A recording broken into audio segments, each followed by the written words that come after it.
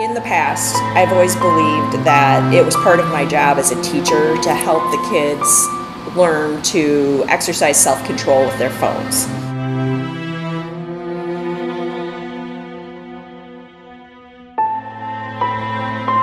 I used to think that it was their own problem. They can fix it. It's not my job to monitor. Sit on your phone all day and fail, and that's your choice. But I've now come to realize that it is it's a problem. It's repetitive, and it is something I think that I'm witnessing, not just teenagers, humans in general, not be able to control fully.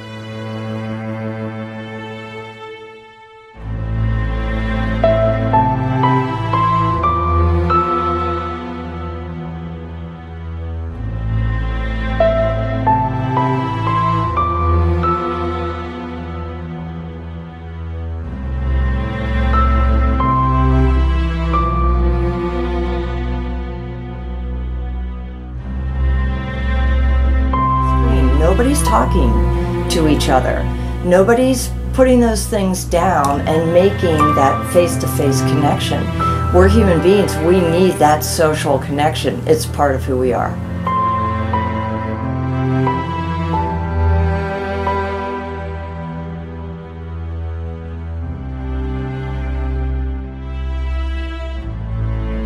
Anxiety is really common. A third of our teens are suffering, are dealing with anxiety or depression. And cell phones, they're using cell phones, smartphones and cell phones to avoid the feelings of anxiety and depression. So any of feelings of loneliness or any difficult feelings or anxiety, it's very easy to use your cell phone to avoid those feelings.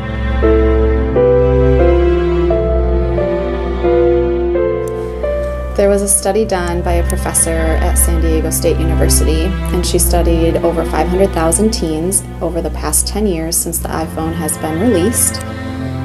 She found that teenagers are less likely to go out on a date, they are less likely to hang out with friends, they're less likely to get their driver's license, they're less likely to get enough sleep at night, and they are feeling more lonely and depressed, which is leading to suicidal thoughts, and that is very sad.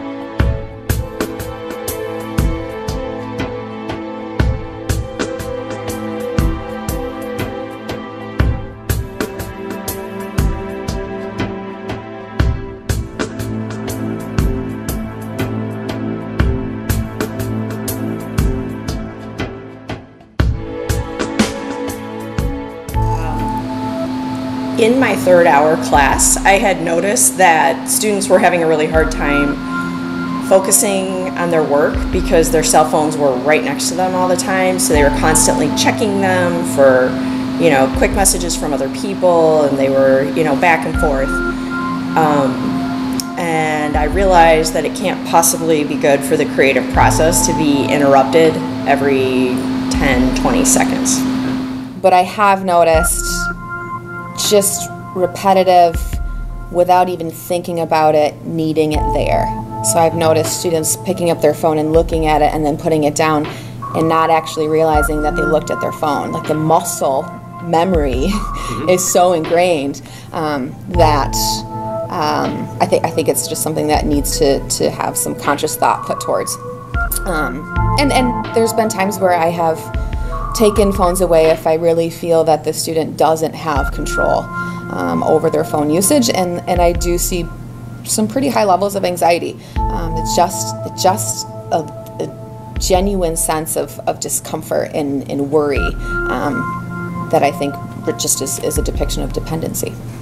Well, in high school, it's like a big time for people to kind of like figure out who they are and what kind of person they want to be. And when it's so easy to compare yourself to other people through looking at your smartphone,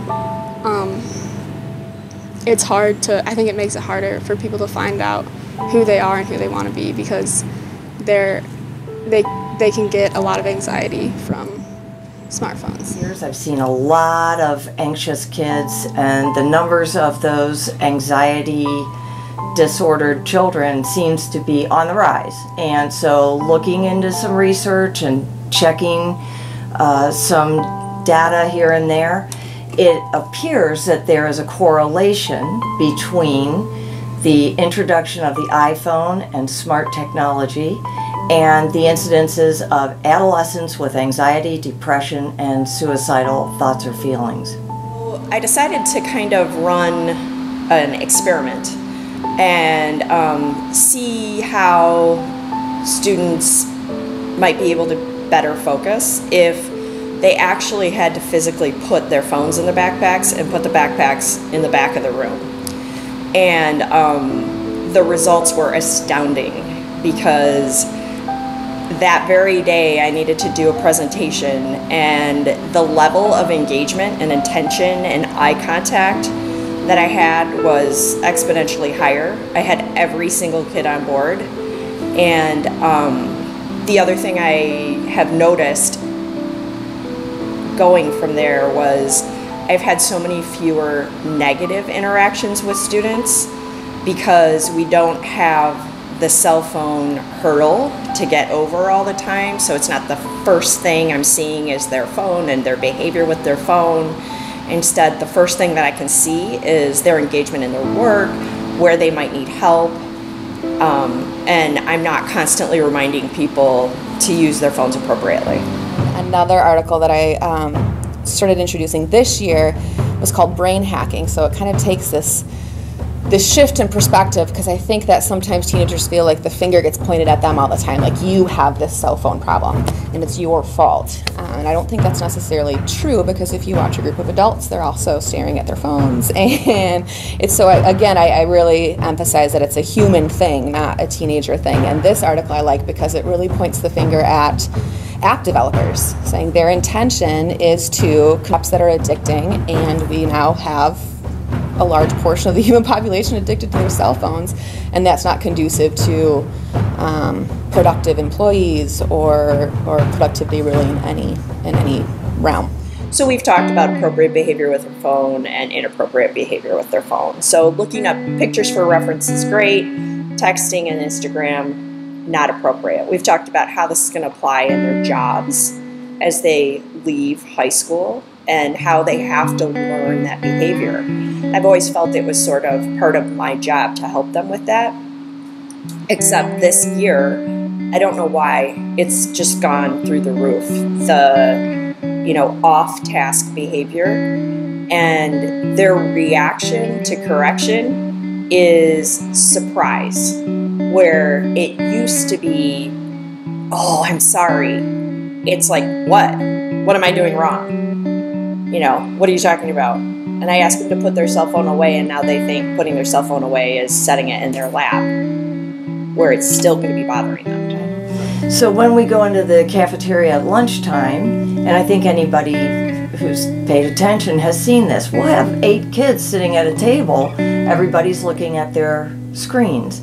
Even, I would dare say, at some adult situations, you can see the adults, they're all sitting next to each other, but they're all looking at the screen. Nobody's talking to each other. Nobody's putting those things down and making that face-to-face connection.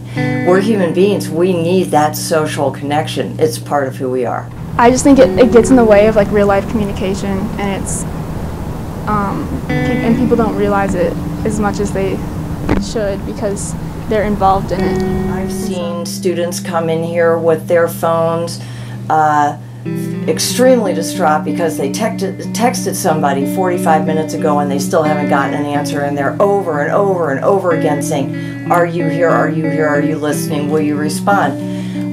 It just is, it's like a thought process that becomes more, I know the term addiction is used, but I think of it more as a compulsion. It's something that it just has grabbed, and it's not just the kids, it's the adults too, but our yearning for instant information has really contributed to this. And if we don't get that answer right now, we're going to go again and again and again.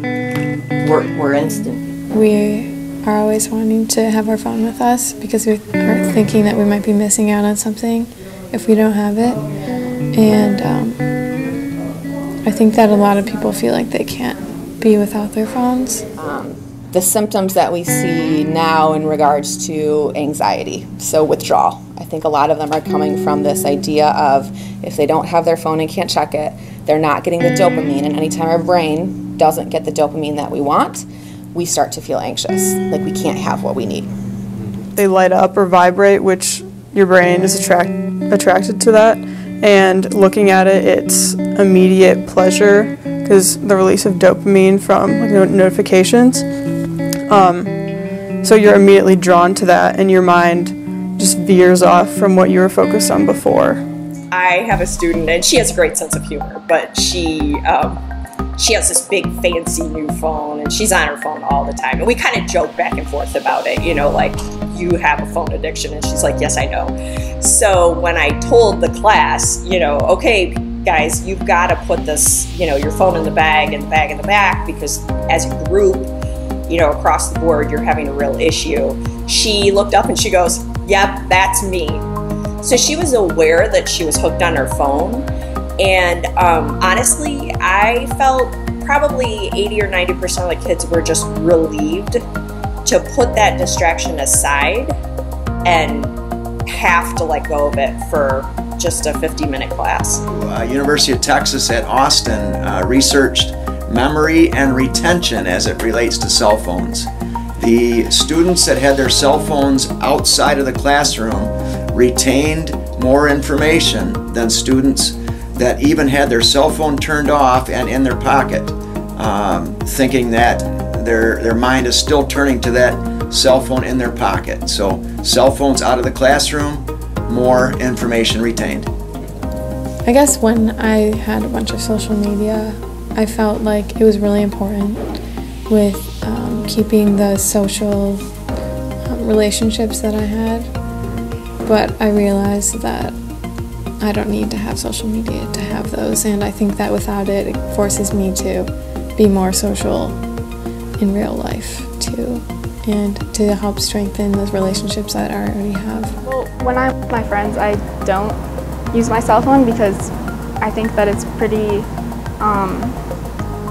pretty disrespectful to go to someone's house and then have them just be on their cell phone and be with other people when you're with them. Like multitasking, it's really hard for the brain to focus on two things at once.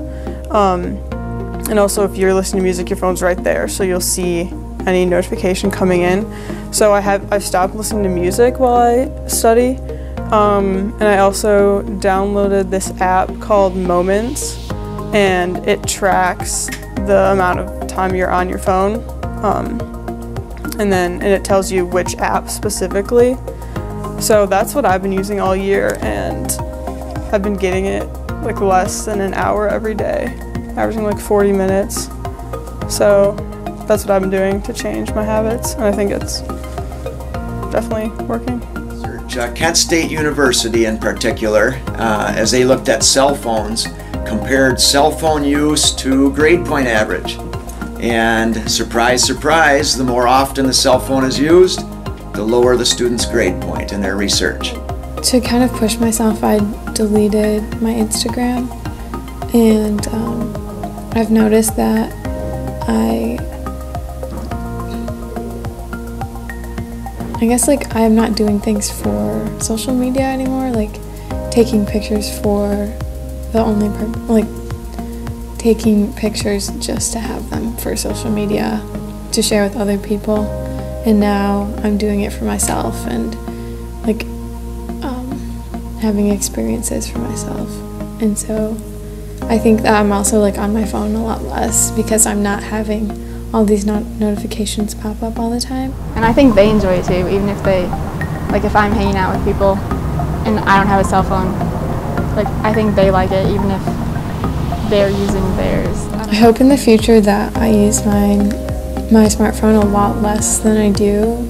I think that I still can use it too much at times, but I'd like to reduce the amount of time I spend on it. Once you take a step back and just see how much people are involved in it and how much it rules people's lives,